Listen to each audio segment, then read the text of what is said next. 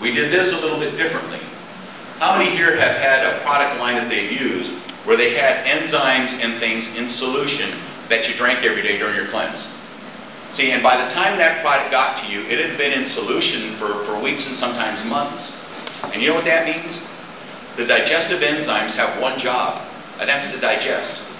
What do you think they did in that bottle? They got to work on everything else that's in that bottle. So whether or not that has the bioavailability that the producer intended is highly in doubt. As we looked at some of these products, what we found is that some were almost inert by the time you got them. Still, people get results. Isn't that phenomenal? What we decided to do was do it in one-a-day little straw packs. So when you tear it open, you mix it in water, it doesn't have a chance to denature. So that by the time it's in your body, it's doing exactly what it's supposed to do, which is to help it cleanse. Does that make sense? Yeah. Okay. Our T2L. Many years ago, people lived on farms, ate natural foods, and generally had clean air, food, and water. If we want to live a healthier, happier, and more energetic life, and we don't want to move back to the farm, what do? We cleanse.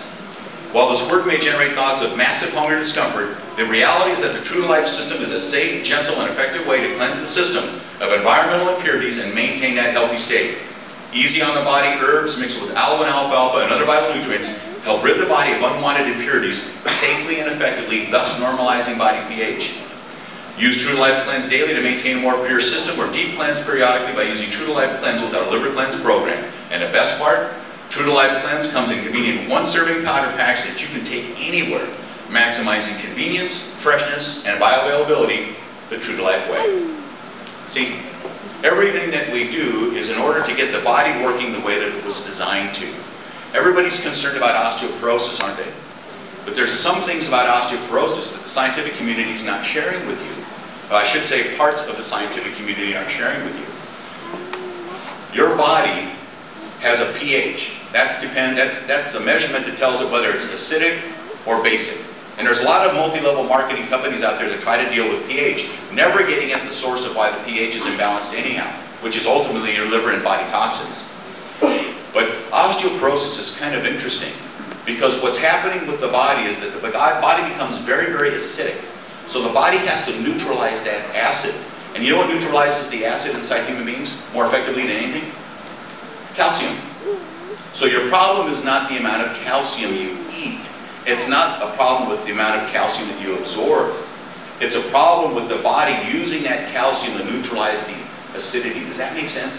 That's why women will tell me, God, I take 1,000 milligrams of calcium every day and I eat this and this and this, but my osteoporosis is getting worse. You're toxic. Your body doesn't have a chance and it'll never work. And as we talk about the scientific community, I'm not putting them down in general, but we've got two scientific communities now. We have one side that's paid for by the pharmaceutical industry. We have the other side that do it for the right motive. Science begins with clinical observation. It moves to the laboratory and it ends with clinical observation. In this country now, it begins with clinical observation and it ends in the laboratory. So that clinical observation of common sense applications to nutrition are ignored in general by the scientific community. At least that part of it that's sponsored by private industry. Does that make sense?